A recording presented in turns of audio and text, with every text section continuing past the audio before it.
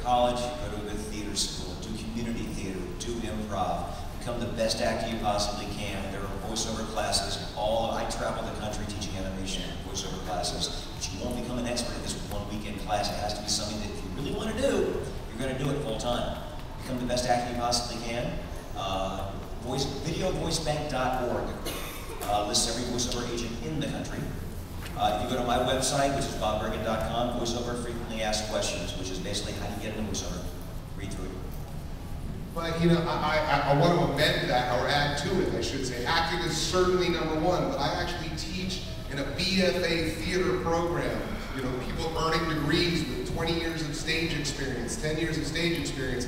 And I'm having a harder time working with them because they've got all of these stage habits. So if you only study acting and you don't study mic technique as well, and start getting used to how you sound on mic, you gotta record yourself and you gotta listen to it back. And that's one of the best things about taking a voiceover class. And quite frankly, you know, I teach as well, and I've been a student a lot of times, and what I've found is that I learn more watching someone else in the booth.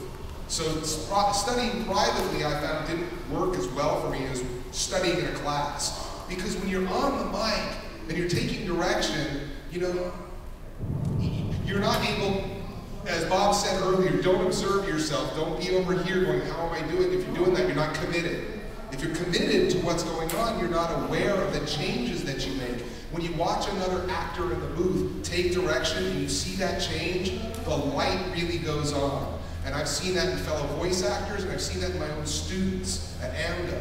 You know, I teach them and I see somebody in the back all of a sudden going, I get it. I had an exercise one day where I had all my students speak in the quietest voice they could, not whisper. Not whisper. There's like this certain level where you stop talking really quietly and then you start to whisper. But you see, when you speak very quietly into a microphone, it's like speaking directly to somebody's ear. And there's also something you may notice around the room right now. If you want to get somebody's attention, you speak softly and make them listen to you. So you combine the acting, you combine the mic technique, and hopefully before we all know it, you're awesome and I'm working on your show.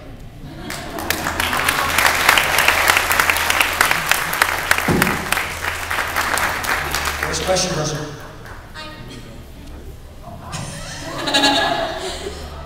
Well, my question is, how do you transfer from the traditional stage acting to voice acting when you no longer have your body or your facial? You do have your body and your facial.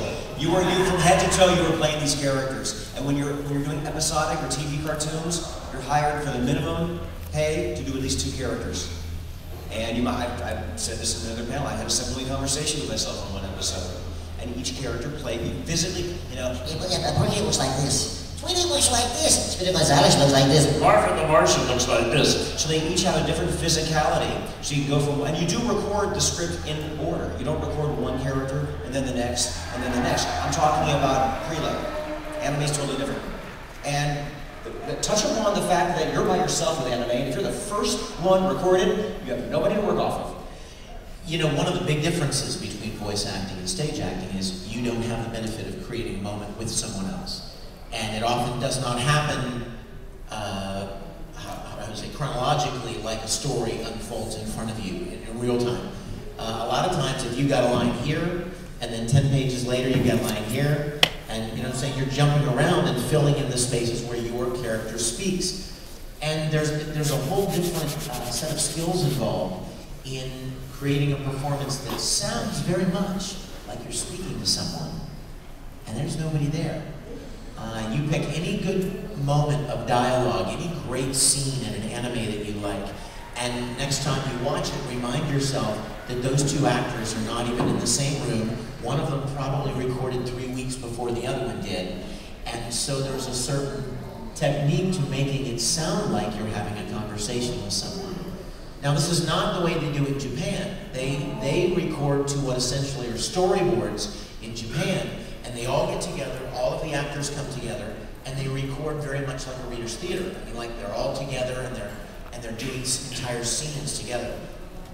American anime is so specific with the timing and the performance with the mouth movements that it would be impossible to bring a group of people in and have them all hit every line, impossible to edit. It would be a fiasco, and that's why nobody does it, because you could never do it. And so we bring actors in one at a time, and then the actor is called upon to create the impression that he's speaking to someone. If you're the first actor to record, you have the benefit of setting the mood, because there's nobody you have to respond to. You have the luxury of setting the mood, but the downside is you have nobody's voice there that you can even respond to, talk back to. And it's really important to listen to the Japanese guide track before hitting record every single time. Because like Vic said, you know, you're going to go into a situation where it's 5 minutes away from the last line we had, and you've got one line sticking out there in the middle. Nobody's been in that scene yet. You know, you're not responding to anybody. And you get that Japanese track and listen to it. Okay, maybe you don't understand Japanese, but you definitely get the gist. You know where they're going with it. It's very important to listen to that before. And let me add to that, Scott, that the goal is not to imitate the Japanese performance. In case you're getting that impression from what Scott said. The goal is to create a believable performance in English. And as I'm sure many of you know, and you may not have thought of this, but there are bad Japanese dubs, just like there are bad English dubs. I mean, there are dubs in every language that are not performed well, they're over the top, they're not believable, or for whatever reason, they're not great.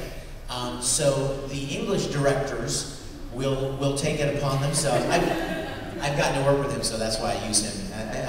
They are going to try to create a performance, a product for an English audience. And it may not be to imitate the Japanese. Perfect example. How many times in the Japanese, when they do these little reactions, you know, like when somebody just looks up, okay, the Japanese often, their reaction will just be over the top. They're like, it's like huge, this huge thing, and in reality it should be it maybe works in their culture. You see what I'm saying? There are cultural things that work differently in English and Japanese and other cultures. So it's important not to imitate the Japanese, but to make it your own for your audience. We have like 3 minutes, I think, so... So everybody ask your question, all together, ready, go! Liz, did you have a question? No. Here comes the mic. Real quick, I just want to tell people, if you've been trying to find me the last couple of days, I'm in the Comic Artists Alley. I would love to meet you all and say hello, and I've gotten lots of people saying, dude, we're looking for you, where are you? That's where I am. Please come by and say hi. And the rest of us, I think, are in the Walk of Fame. Walk of Fame. Are you there as well, Scott? And the hell's it? And I want to mention real quick before the question, I know you have a question, but I'm doing a very special Ghost in the Shell meeting tonight at 8:30 in the courtyard. All ghosts are welcome. At Hyatt. If you guys are Ghost in the Shell fans, I'll be there to answer your Ghost in the Shell questions. I think he was saying it's the Cortland Room. Is that what it is? Is that what you were saying? Cortland Room, yes, thank you. The courtyard, they'll be out walking around this outside, and you know, you can ask me all those personal questions about Batou and the Major. And while we're plugging what we're still doing, I will be immediately after this panel. I will be back at my table at the Walk of Fame. So if I missed you guys, any of you, please come by and say hello. I've still got some free things to give away. If those of you that were in my panel know about that. Yes, thank you for asking. And I still have a handful of my music CDs. I would love for you to have them. I don't sell my autograph on pictures. But if you'd like to get a CD, which incidentally doesn't cost, probably costs less than some of the pictures, and it plays music, it actually does something. So, please come by and see me, and then this evening I'll be judging the masquerade, the big masquerade. So I will look forward to seeing you guys come by the table, okay? Richard and we're selling crap. And before we go... Mine's very fine crap.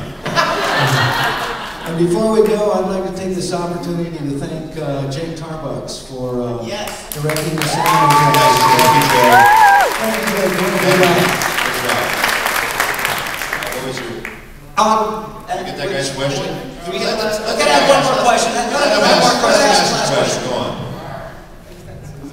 All right, my question is, when you guys have recording sessions, it's going to go on for hours and hours. Yes. What do you do to protect your voice so you don't get hoarse? Lots of hookers. Lots of hookers. No, I'm just kidding. What I do is I